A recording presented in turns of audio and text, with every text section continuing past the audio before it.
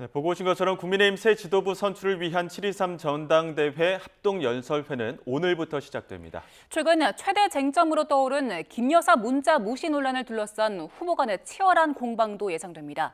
국회 연결합니다. 박광열 기자. 네, 국회입니다. 네, 국민의힘 전당대회 이제 보름 앞으로 다가왔는데 오늘 첫 합동연설회는 어디서 진행됩니까? 네, 오후 2시 광주 김대중 컨벤션 센터에서 당대표와 최고위원 등 차기 지도부 경선 후보자들이 참석하는 호남권 합동 연설회가 열립니다. 이 전당대회 주요 변수로 떠오른 김건희 여사 문자 무시 논란을 놓고 난타전이 벌어질 수 있다는 전망도 나오는데요. 특히 최근 보셨지만 일부 원외 인사를 중심으로 한동훈 후보 사퇴 요구 움직임까지 일면서 이 사태가 확산하는 분위기입니다. 한 후보 측은 이번 사퇴 요구를 연판장 구태로 규정했습니다. 지난 1월에 발생한 문자 무시 논란이 당대표 선거전 과정에서 공개된 점을 들어 당무 개입 의혹을 제기하며 역공에 나선 건데요. 반면 반 한동훈 쪽에선 나머지 세 후보들은 당정 관계 측면과 총선 책임론을 고리로 한 공세를 이어가고 있습니다. 친윤 후보로 분류되는 원희룡 후보는 한 후보가 김 여사 문자 논란을 전대 개입으로 몰아가는 등 당을 분열시키고 대통령을 흔든다며 해당 행위라고 목소리를 높였습니다. 동시에 오해와 논쟁을 해결하는 유일한 방법이라며 이 문자를 모두 공개할 것을 촉구하기도 했습니다. 일각에선 전당대회 과열 조짐에 대한 우려도 제기됩니다. 나경원 후보는 한동훈, 원희룡 두 후보를 향해 이래서 그들이 총선에 졌다며 패배 브라더스의 진풍경이라고 비판했고, 윤상현 후보 역시 과한 공격을 하지 말라고 양측 모두에 견제구를 날렸습니다. 이런 가운데 당 선관위는 당원 당규를 위배해 당내 화합을 저해하는 행위는 단호히 대응하겠다며 과열 시 중앙윤리 제소 가능성도 배제하지 않았습니다.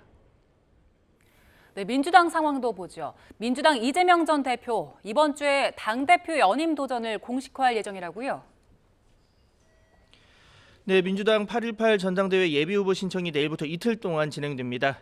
이재명 전 대표 이르면 내일 출사표를 던질 것으로 전망되는데요. 이 출사표엔 정부 실정 비판과 함께 이 전국 상황의 엄중함을 거론할 것으로 보이는데 연임 도전 배경이 주가 될 것으로 예상됩니다. 관련해 당 핵심 관계자는 이 민생과 경제, 안보 등의 방점이 찍힐 거라며 이 대한 야당으로의 역할을 강조할 것이라고 설명했습니다. 최근 검찰이 경기도 법인카드 유용 의혹으로 이 전 대표 부부 소환 조사를 통보한 가운데 이 검찰권 남용 등과 관련한 주장이 있을지도 관심이 가는 대목입니다. 12명이 출마한 최고위원 후보 대다수가 강성 친 이재명계로 분류되는 가운데 이 전 대표 대항마로 곧 출마를 공식화할 것으로 보이는 김두관 전 의원은 경남도당 위원장을 사퇴하고 당대표 선거 채비를 본격화했습니다. 김 전 의원 측은 당이 소수의 강성 당원에 좌우되어서는 안 되고 대선 승리를 위해서 대권과 당권 분리가 필요하다는 점을 강조하고 있습니다.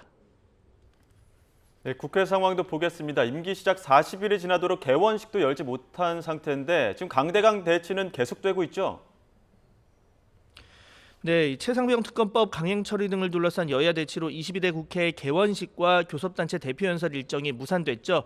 이 여야는 개점 휴업 상태인 국회 의사일정 조율을 위한 물밑 협상을 이어간다는 방침이지만 이 전망은 밝지 않다는 관측이 우세합니다. 이 대통령실의 제2요구권 거부권 행사가 유력한 이 최상병 특검법 재표결이 가장 큰 쟁점으로 꼽힙니다.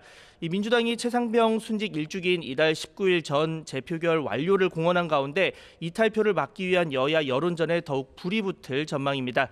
여기에 방송사법과 이진숙 방송통신위원장 후보 등에 대한 청문회 또 민주당이 발의한 검사 탄핵안 등도 역시 뇌관으로 꼽히고 있습니다. 여기에 여야 원구성 합의로 간신히 정상화된 각종 상임위 활동 역시 다시 차질을 빚을 수 있다는 우려도 제기되고 있습니다. 지금까지 국회에서 YTN 박광렬입니다.